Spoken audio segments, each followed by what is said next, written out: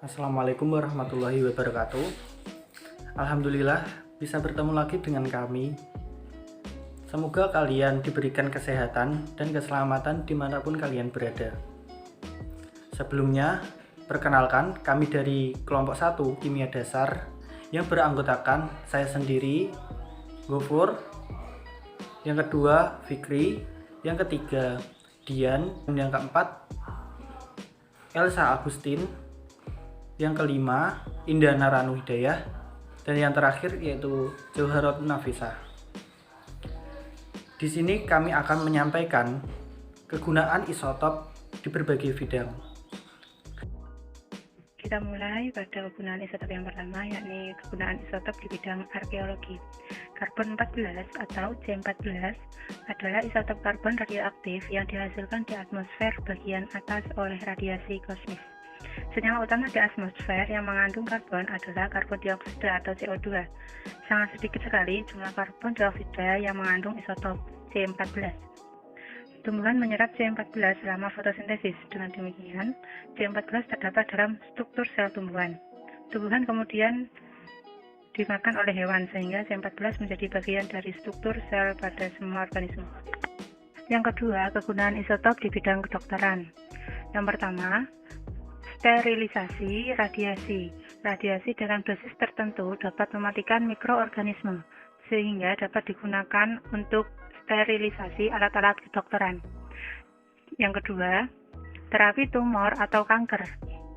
Pemancar gamma untuk terapi tumor atau kanker. Berbagai jenis tumor atau kanker dapat diterapi dengan radiasi. Dan yang ketiga, penentuan kerapatan tulang dengan bone densitometer. Pengukuran kerapatan tulang dilakukan dengan cara menyinari tulang dengan radiasi gamma atau sinar X. Berdasarkan banyaknya radiasi gamma atau sinar X yang diserap oleh tulang yang diperiksa, maka dapat ditentukan konsentrasi mineral kalsium dalam tulang. Yang keempat, tridimensional konformal dioterapi. Terapi radiasi dengan menggunakan sumber radiasi tertutup atau pesawat membangkit radiasi telah lama dikenal untuk pengobatan penyakit kanker. Pengembangan teknik elektronika maju dan peralatan komputer canggih dalam 2 dekade ini telah membawa perkembangan pesat dalam teknologi radioterapi. Yang kelima adalah PET atau positron emission tomografi atau PET merupakan salah satu hasil di garis depan pengembangan radioisotop untuk dunia kedokteran. PET adalah metode visualisasi fungsi tubuh menggunakan radioisotop pemancar positron. Yang keenam merupakan teknik pengaktifan neutron. Teknik nuklir ini dapat digunakan untuk menentukan kandungan mineral tubuh, terutama untuk unsur-unsur yang dapat dalam tubuh dengan jumlah yang sangat kecil. Contoh, CO, Cr, F, Fe, Mn, Se, Si, V, Zn, dan sebagainya. Sehingga sulit dihitungkan dengan metode konvensional. Selanjutnya yaitu contoh radioisotop dalam bidang kedokteran. Pertama, radioisotop natrium 24 dapat digunakan untuk mendeteksi gangguan peredaran darah dalam tubuh manusia. Larutan NaCl yang tersusun atas Na24 dan Cl yang stabil disuntikan ke dalam darah dan aliran darah dapat diikuti dengan mendeteksi sinar dipancarkan, sehingga dapat diketahui jika terjadi penyumbatan aliran darah. Yang kedua, untuk mempelajari kelainan pada kelenjar tiroid, mendeteksi kerusakan pada kelenjar gondok hati dan otak digunakan radioisotop I-131. Yang ketiga, radioisotop fosfor dapat dipakai untuk menentukan tempat tumor di otak. Selain itu, fosfor 32 juga merupakan radioisotop andalan dalam terapi polisitemia vera dan leukemia. Radioisotop Fe59 dapat digunakan untuk mengukur laju pembentukan sel darah merah dalam tubuh dan untuk menentukan apakah zat besi dalam makanan dapat digunakan dengan baik oleh tubuh. Selanjutnya yaitu kegunaan isotop di bidang hidrologi. Pertama, untuk menguji kecepatan aliran sungai atau aliran lumpur. Radioisotop ini dapat digunakan untuk mengukur debit air. Biasanya radioisotop natrium 24 digunakan dalam bentuk garam NaCl. Dalam penggunaannya, garam ini dilarutkan ke dalam air atau lumpur yang akan diteliti debitnya. Pada tempat atau jarak tertentu, intensitas radiasi diperiksa, sehingga rentang waktu yang diperlukan untuk mencapai jarak tersebut dapat diketahui. Selanjutnya yaitu untuk mendeteksi kebocoran pada pipa bawah tanah. Untuk mendeteksi kebocoran pada pipa-pipa yang ditanam di bawah tanah, biasanya yang digunakan radioisotop Na24 dalam bentuk garam NaCl atau Na2CO3. Radioisotop Na24 ini dapat memancarkan sinar gamma yang bisa dideteksi dengan menggunakan alat pencacar radioaktif Geiger counter. Selanjutnya yaitu kegunaan isotop di bidang industri. Pertama yaitu pemeriksaan tanpa merusak. Radiasi sinar gamma dapat digunakan untuk memeriksa cacat pada logam atau sambungan las, yaitu dengan meronsen bahan tersebut. Yang B yaitu mengontrol ketebalan bahan. Ketebalan produk yang berupa lembaran seperti kertas film atau lempeng logam dapat dikontrol dengan radiasi. C. Pengawetan bahan. Radiasi juga telah banyak digunakan untuk mengawetkan bahan seperti kayu, barang-barang seni, dan lain-lain. D. Meningkatkan mutu tekstil, misalnya mengubah struktur serat tekstil. E. Untuk mempelajari pengaruh oli dan aditif pada mesin selama mesin bekerja. Selanjutnya kegunaan isotop di bidang biologis. Yang pertama mempelajari mekanisme fotosintesis, yang kedua mempelajari proses penyerapan air serta sirkulasinya di dalam batang tumbuhan, yang ketiga mempelajari pengaruh unsur-unsur hara selain unsur-unsur N, P, dan K terhadap perkembangan tumbuhan, yang keempat memacu mutasi gen tumbuhan dalam upaya mendapatkan bibit unggul, yang kelima mempelajari kesetimbangan dinamis, dan yang terakhir mempelajari reaksi pergeseran. Selanjutnya, kegunaan isotop di bidang ilmu kimia. A. Teknik perunut. Teknik perunut dapat dipakai untuk mempelajari mekanisme berbagai reaksi kimia, misal pada reaksi esterifikasi. Yang B. Penggunaan isotop dalam bidang kimia analisis digunakan untuk menentukan unsur-unsur kelumit dalam cuplikan.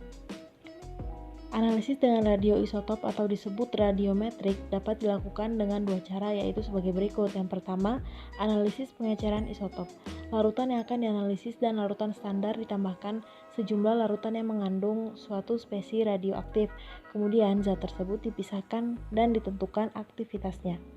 Konsentrasi larutan yang dianalisis ditentukan dengan membandingkannya dengan larutan standar untuk mempelajari kesetimbangan dinamis. Yang kedua, analisis aktivasi neutron atau AAN. Analisis aktivasi neutron dapat digunakan untuk menentukan unsur kelumit dalam cuplikan yang berupa padatan, misal untuk menentukan logam berat CD dalam sampel ikan laut. Sampel diradiasi dengan neutron dalam reaktor sehingga menjadi radioaktif. Salah satu radiasi yang dipancarkan adalah sinar gamma. Selanjutnya, sampel dicacat dengan spektrometer gamma untuk menentukan aktivasi dari unsur yang akan ditentukan. Kegunaan isotop dalam bidang pertanian. A. Efisiensi pemupukan. Pupuk harganya relatif mahal dan apabila digunakan secara berlebihan akan merusak lingkungan. Sedangkan apabila kurang dari jumlah seharusnya, hasilnya tidak efektif. Untuk itu, perlu diteliti jumlah pupuk yang diserap oleh tanaman dan berapa yang dibuang ke lingkungan. Penelitian ini dilakukan dengan cara memberi label pada pupuk yang digunakan dengan suatu isotop, seperti nitrogen 15 atau fosfor 32. Penemuan tanaman varietas baru. Mutasi tanaman atau untuk menemukan varietas unggul, salah satu cara untuk mendapatkan rangkaian sifat yang baik yaitu dengan mengubah faktor pembawa sifat atau gen. Perubahan gen yang dapat menyebabkan perubahan sifat makhluk hidup dan diwariskan disebut mutasi. Sinar radioaktif yang biasanya digunakan untuk mutasi adalah sinar gamma yang dipancarkan dari radioaktif kobalt 60. C. Pengendalian hama serangga. Teknik yang digunakan untuk pengendalian hama serangga adalah teknik serangga mandul. Teknik serangga mandul dilakukan dengan mengiradiasi serangga menggunakan radiasi gamma untuk memandulkannya. Serangga jantan mandul tersebut kemudian dilepas dalam jumlah yang besar pada daerah yang diserang hama. Apabila mereka kawin dengan serangga betina, maka tidak akan menghasilkan keturunan. D. Pengawetan makanan. Pada teknik pengawetan makanan digunakan radiasi. Makanan dipapari dengan radiasi gamma berintensitas tinggi yang dapat membunuh organisme berbahaya, tetapi tanpa mempengaruhi nilai nutrisi makanan tersebut. dan tidak meninggalkan residu serta tidak membuat makanan menjadi radioaktif. Manfaatan radioisotop untuk pembangkit tenaga listrik. Reaksi inti menghasilkan energi yang sangat besar. Pada pembangkit tenaga nuklir atau PLTN, energi inti digunakan untuk memanaskan air sehingga terbentuk uap. Kemudian, uap ini digunakan untuk menggerakkan turbin. Pergerakan turbin merupakan energi mekanik yang dapat memberi kemampuan generator untuk mengubah energi mekanik tersebut menjadi energi listrik. Pada PLTN, reaksi inti berlangsung terkendali di dalam suatu reaktor nuklir.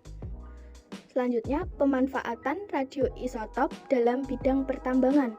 Tritium radioaktif dan kobalt 60 digunakan untuk merunut alur-alur minyak bawah tanah dan kemudian menentukan strategi yang paling baik untuk menyuntikkan air ke dalam sumur-sumur. Hal ini akan memaksa keluar minyak yang tersisa di dalam kantung-kantung yang sebelumnya belum terangkat. Berjuta-juta barel tambahan minyak mentah telah diperoleh dengan cara ini. Terima kasih atas perhatiannya, kurang lebihnya mohon maaf. Sekian dari presentasi kelompok kami. Cukup sekian, wassalamualaikum warahmatullahi wabarakatuh.